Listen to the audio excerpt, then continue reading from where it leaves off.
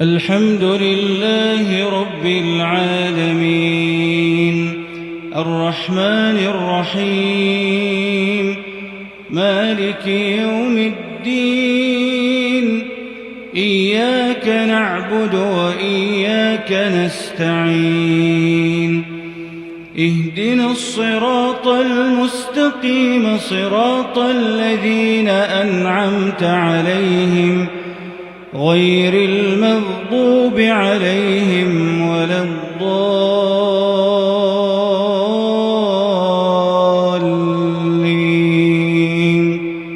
آمين. ألم تر أن الله أنزل من السماء ماء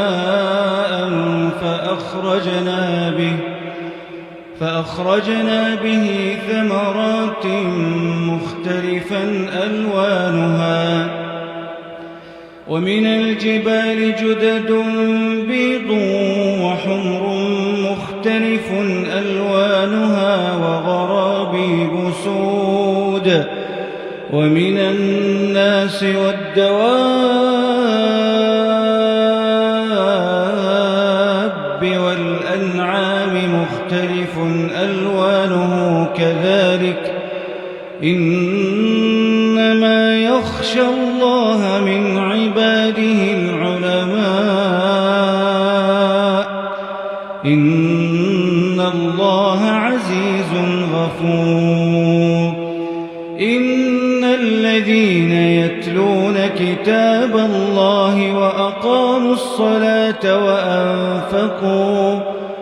وأقاموا الصلاة وأنفقوا مما رزقناهم سرا وعلانية يرجون تجارة لن تبور ليوفيهم أجورهم ويزيدهم من فضله إنه غفور شكور.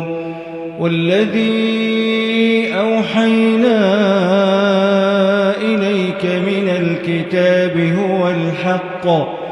هو الحق مصدقا لما بين يديه إن الله بعباده لخبير بصير. ثم أورثنا الكتاب الذين اصطفينا من عبادنا فمنهم ظالم لنفسه مقتصد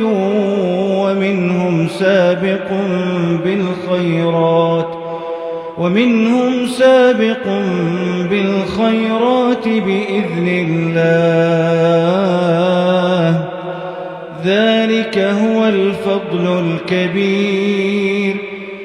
جنات عدن يدخلونها يحلون فيها من أساور من ذهب ولؤلؤا ولباسهم فيها حرير. وقالوا الحمد لله الذي أذهب عنا الحزن إن ربنا لغفور شكور. الذي أحلنا دار المقامة من فضله لا يمسنا فيها نصب ولا يمسنا فيها لغوب. والذين كفروا لهم نار جهنم لا يقضى عليهم فيموتوا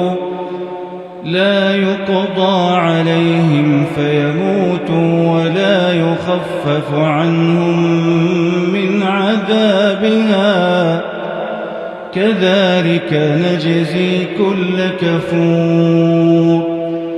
وهم يصطرخون فيها ربنا أخرجنا نعمل صالحا غير الذي كنا نعمل أولم نعمركم ما يتذكر فيه فيه من تذكر وجاءكم النذير فذوقوا فما للظالمين من نصير إن الله عالم غيب السماوات والأرض إنه عليم بذات الصدور هو الذي جعلكم خلائف في الأرض فمن كفر فعليه كفره ولا يزيد الكافرين كفرهم عند ربهم إلا مقتا ولا يزيد الكافرين كفرهم إلا خسارا قل أرأيتم شركاءكم الذين تدعون من دون الله أروني ماذا خلقوا من الأرض أم لهم شرك في السماوات أم آتيناهم كتابا فهم على بينة منه بل إن يعد الظالمون بعضهم بعضا إلا غرورا